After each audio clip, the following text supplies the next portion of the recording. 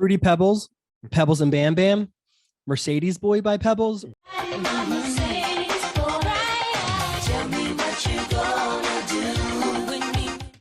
Are we talking about things John loved from his childhood? No, we're talking about those short-term goals we briefly mentioned on last week's episode number 291. Today, we're sharing 5 steps to create short-term financial goals that support your long-term financial goals, and you get all those big, bad, beautiful goals in your jar o' life.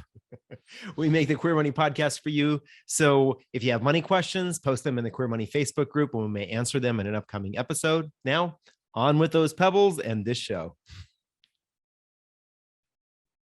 So continuing with our financial planning series, last week on episode 291, David and I shared an analogy that we like to use as the foundation for our long-term, short-term, and daily financial planning. And that's the story of the professor in the jar. And then last week we dove into how to fill your jar with rocks or your long-term financial goals that typically take 10 plus years to achieve. For example, having enough money to be able to retire early or be able to retire at all at age 65, for example. Right. So this week, we're going to dive into the pebbles that you put into that jar or your short-term goals. Now, when we say short-term goals, we're not talking about weeks or months. These are actually a little bit longer than that. These are your goals that will take you about anywhere from about 3 to 10 years. It's like how I'm short, but I have big attitude. Well, that's definitely true. So an example here might be if your primary rock goal, your big rock goal is that retirement that John just talked about, a corresponding or a complementary short-term goal might be trying to max out your 401k contributions in as many years as possible. Really, the important thing here with your short-term goals is you want to make sure that they line up or are supporting your long-term goals, those 10 or longer goals, 10 years or longer goals. The shorter term goals want to support those. So again, here's another example. If you want to be mortgage free by a certain time period, then you want to be looking at buying a home that's appropriately priced for your long-term life goals. You don't want to be house poor for 3 to 10 to many more years than that, because you won't have the money to put towards those long-term goals.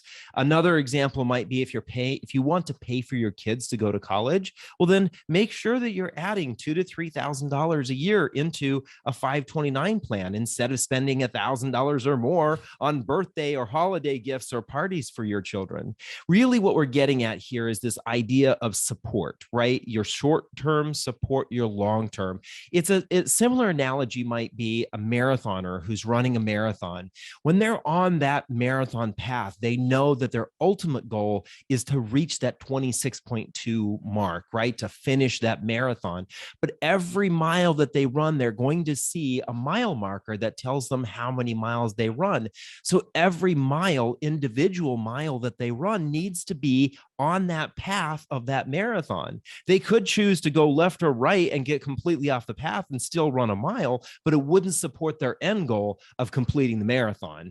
Kind of like that turkey trot where I cut across the park and shaved off 2 miles of my run. Well, and I got to my turkey dinner faster. Yeah, exactly. You can do that with your financial goals, but if you're going to cheat on your financial goals, there are some pretty serious consequences. Yeah, do not cheat on your financial goals. Exactly. So today, as of the last week, we're giving you 5 steps to make reaching your 1 to 3 shorter term money goals all the easier. So step number 1, as David started alluding to, is pick 1 to 3 smaller Queer Money goals that supports your longer term goals, your 10 plus year goals. So similar analogy, as we're fond of analogies today, is how do you eat an elephant? We don't eat elephants. We don't eat elephants. If you were to eat an elephant, you would do it 1 bite at a time, right? It's big, it's a lot. How are you gonna chip away at that? 1 bite at a time. So the same thing you're doing here with your first step is to create short-term money goals that support your long-term money goals. Basically, we're going to be methodical, strategic with how we achieve those 10 plus year goals by coming up with a strategy to that are 3 to 10 year goals. So an example again might be if you want to save $500,000 to be able to retire someday, then One short-term money goal might be to commit to investing an extra $100 a month into your retirement account.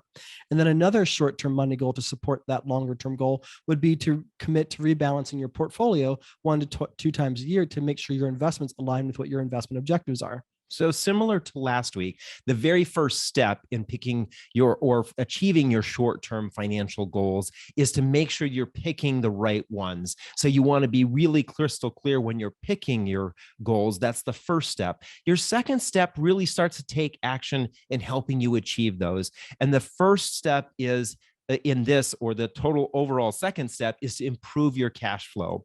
Really, the idea here is to spend less than you make and put the difference towards those short-term and long-term financial goals.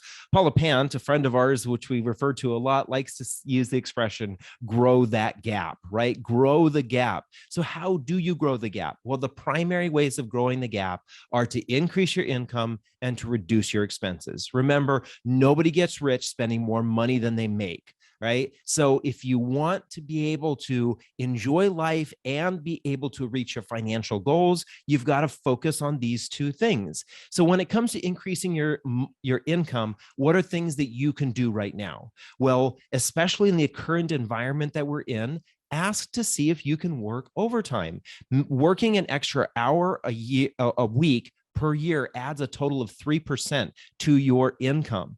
So look to work some overtime, or maybe get a part-time job or a side hustle. We know that side hustles are really big right now with a lot of folks.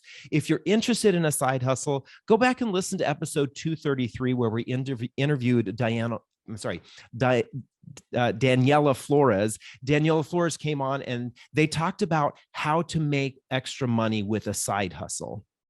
The second part of this growing the gap or increasing your cash flow is to decrease your expenses. Now, we're going to cover some more examples of how to do this a little bit later on, but really the important thing is you got to look at your expenses, right? Do that spending analysis to see what you're spending your money on, so you know where you can start to decrease. If you're looking for ways to both grow the gap here by increasing your income and reducing your expenses, go back and listen to episode 266, where we shared 10 ways to find extra money. Actually, that's episode 267. I'm sorry, you're right, 267. So the important thing here is that when you do increase your cash flow, you're wanting to make sure that that extra money is going towards those short-term financial goals that support the long-term financial goals. Right. So the first step in trying to reduce your expenses is to number one for that, but number three overall for these 5 steps is to improve your net worth. And what's the fastest way for most Americans to improve their net worth? It's paying off debt. And most specifically for most Americans, especially this time of year of the holidays, is paying off credit card debt. Right. So the best way to start chipping away at that credit card debt, we have to say, if we do pat ourselves on the back, is to download a free copy of the 7-step credit card debt slasher. Now you can get a free copy of that in the link of the podcast player, on your podcast player, or in the show description below if you are watching David's beautiful face on YouTube. Oh, thank you. All right. Step number 4 is, again, one that supports the idea of reducing your expenses. When John and I were paying off our debt, we knew that we still wanted to have a good quality of life. We wanted to enjoy the things that we were already doing.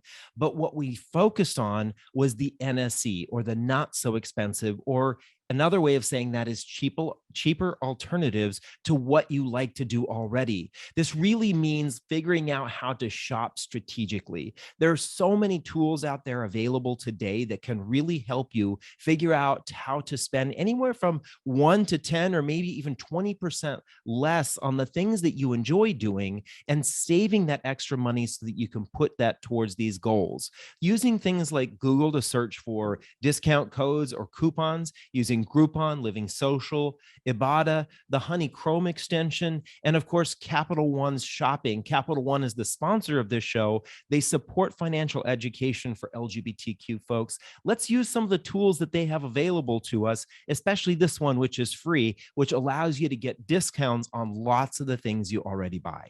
Step number 5 to create your short-term financial plan is specifically for queer people. You need to proactively plan our social life. Right. So many LGBTQ people, us once upon a time specifically, were going into debt trying to keep up with our friends, and pretty much failing to plan is planning to fail. In fact, most LGBTQ people spend money just to keep up with friends. That's what we were doing. And a recent study came out showing that 47% of millennials are doing the same thing. And that's not a good quality of life. That's not helping anybody achieve their long-term goals. That's just providing temporary satisfaction and long-term stress. So how do you become more proactive with planning your social life? Well, we encourage you to go to debtfreeguys.com and look for the article titled How to Have a Fabulous Gay Social Life. Pretty easy.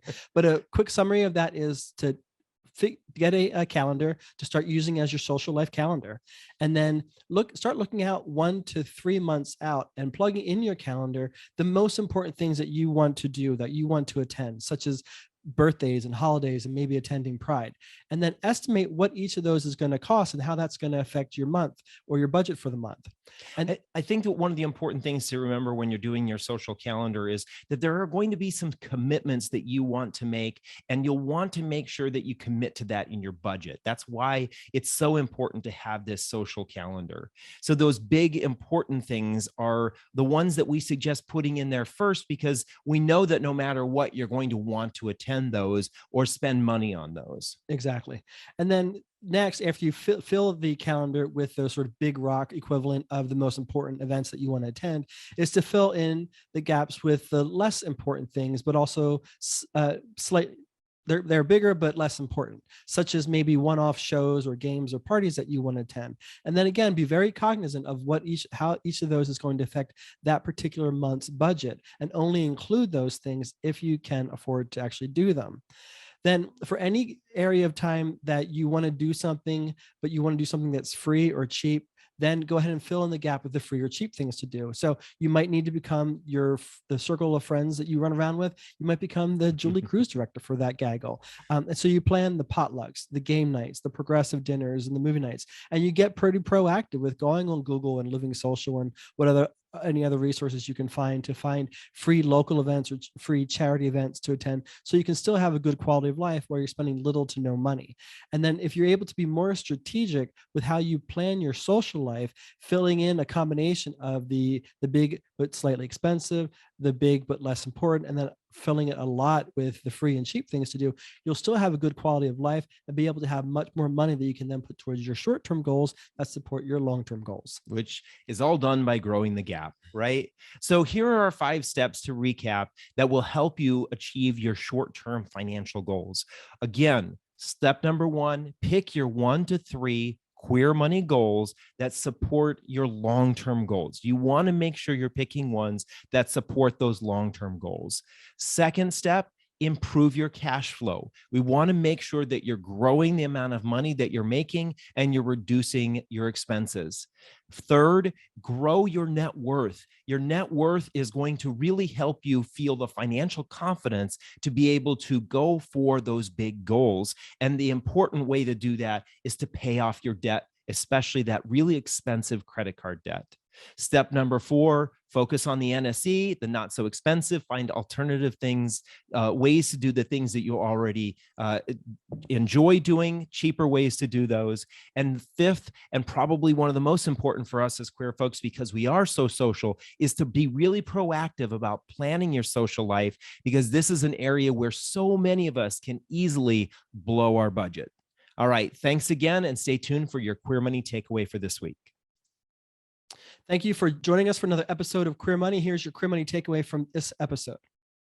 What we're asking you to do with these 5 steps, in short, is to be more strategic with how you spend your money and your time. Being more intentional in this way will make it easier for you to reach your goals that feel too far away to be attainable.